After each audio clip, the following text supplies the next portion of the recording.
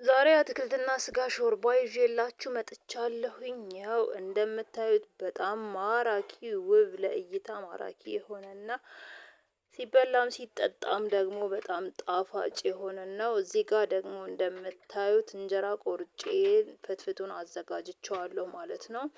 በሌላ ሳይድ በሌላ እቃ ደግሞ ሾርባውን አዘጋጅቻለሁ። ሾርባው የሚጠጣ ሾርባውን ይጠጣ። እንደዚህ ተፈትፍቶ የምትወዱ ደግሞ ከእንጀራ ጋር ከሌሎች ወጥ ጋር አድርገን እንደዚህ መመገብ እንችላለን ማለት ነው።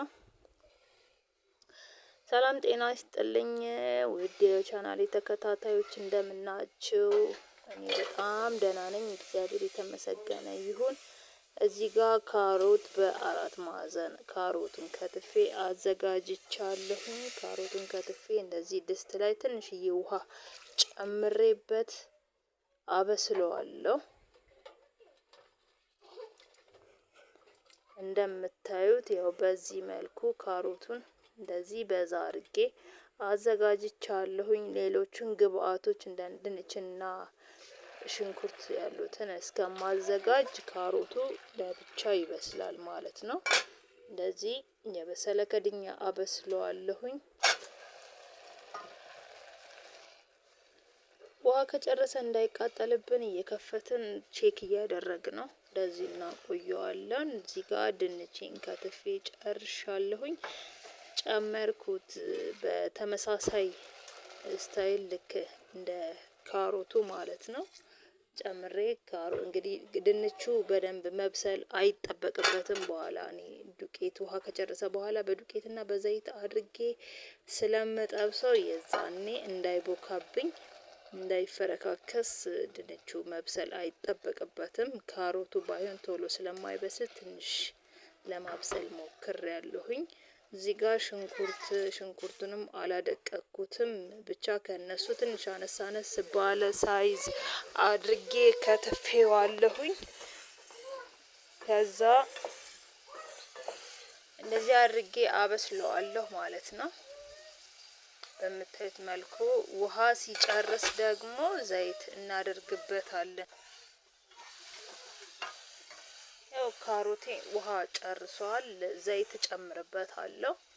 ዘይት ጨምሬ ደግሞ ትንሽ ጠብሰዋለሁ እና ዱቄት ጨምራለሁ። ሾርባውን እንትን እንዲልልን ማለት ነው፣ መረቁ እንዲወፍርልን ትንሽ ዱቄት እንጨምራለን። ዱቄት ሲጨመርበት በጣም አሪፍ ነው የሚሆነው። እዚህ ጋር ዘይት ጨምሬያለሁ አይታችሁ ከሆነ እና በዘይቱ ትንሽ ተጠብሰዋለሁኝ ማለት ነው።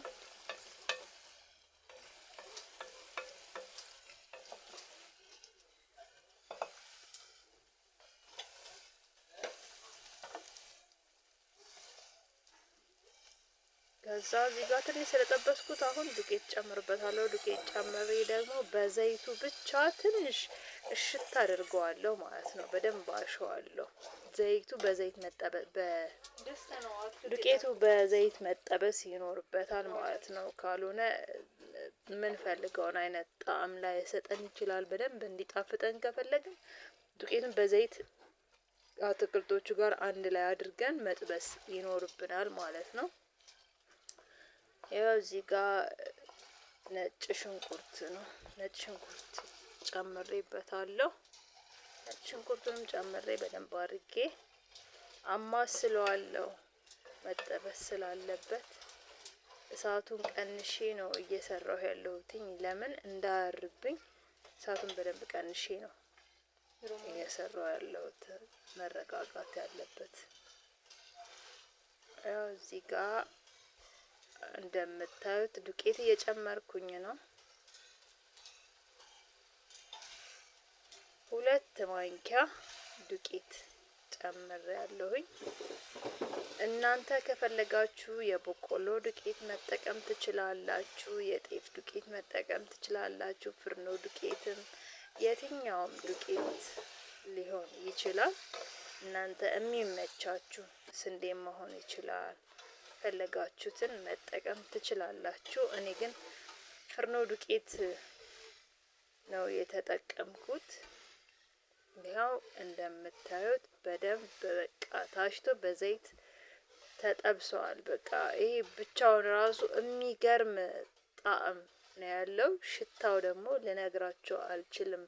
ዱቄት አምሳችሁ የምታውቁ ከሆነ ልክ እንደዛ አይነት እንትን ነው ያለው እና ደስ የሚል ሽታ። ይኸው እንደምታዩት ድንቹም አልተሰባበረም፣ አልተጨመላለቀም። ካሮቱም እንደዛው እንዳለ ነው ያለው።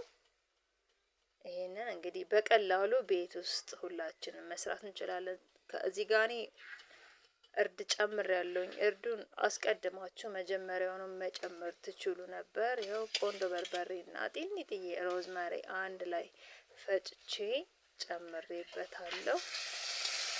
እናንተ ከፈለጋችሁ ሌሎችን የፈለጋችሁትን መጨመር ትችላላችሁ። የምትጠቀሙትን የፈለጋችሁትን ቅመም መጠቀም ትችላላችሁ። ግን እኔ ለዛሬ ያሰብኩት ይሄንን ነው የተጠቀምኩት ቅመም ቆንጆ በርበሬ።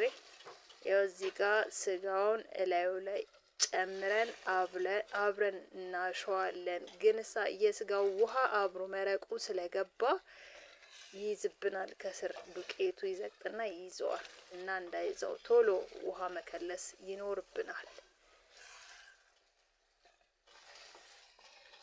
ብዙ ጊዜ እዚህ ጋር መሸወድ የሌለባችሁ ዱቄት ካለው ይይዛል። በቃ ትንሽ ውሃ አይጨመርም። እኔ እሳቱን በጣም ስለቀነስኩት ነው እንጂ ትንሽ ውሃ አትጨምሩ።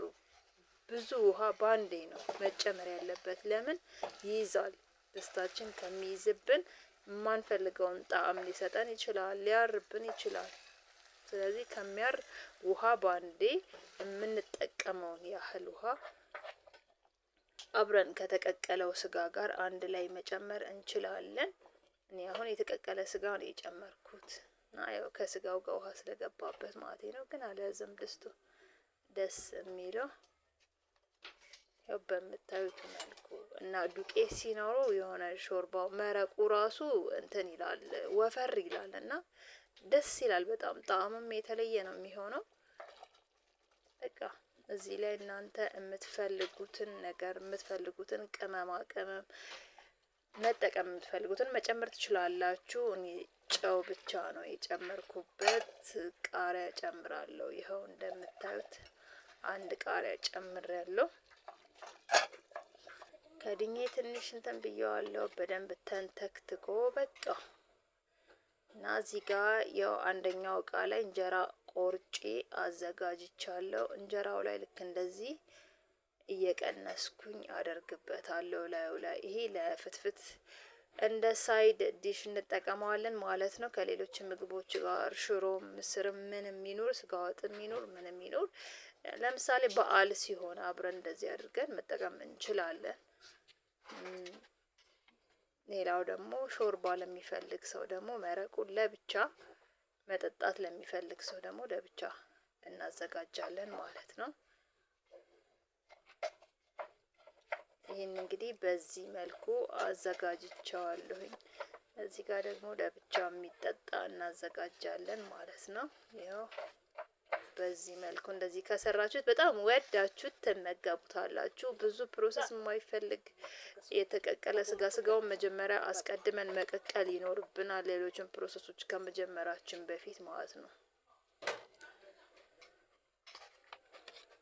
እዚህ ጋር እንደዚህ መጠጣት ለሚፈልግ ሰው ደግሞ ለብቻ እንደዚህ አድርገን እናዘጋጃለን ማለት ነው።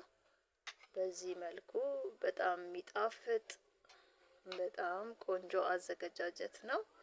እኔ በግሌ በጣም ተመችቶኛል። እናንተም ይመቻችኋል፣ ትወዱታላችሁ ብዬ ተስፋ አደርጋለሁ። ከወደዳችሁት ላይክ፣ ሰብስክራይብ አድርጉልኝ። አመሰግናለሁ። በጣም ነው የማመሰግነው።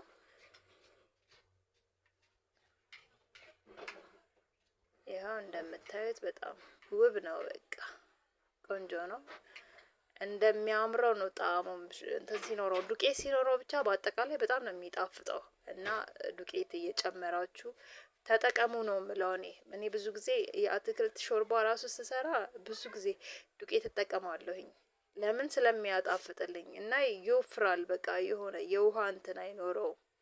ትንሽ ወፈር ሲል ደስ ይላል በጣም ሳይወፍር ማለት ነው። በጣም ሲወፍር ደግሞ ያስጠላል እና እንደዛ እንዳይሆንብን ተጠንቅቀን ዱቄቱን መጥነን ሰርተን እንጠቀም እላለሁኝ። ስለተከታተላችሁኝ እጅግ በጣም አድርጌ አመሰግናለሁ። ላይክ፣ ሼር፣ ሰብስክራይብ ምናምን ማድረግ አይለያችሁ እላለሁኝ። ቻው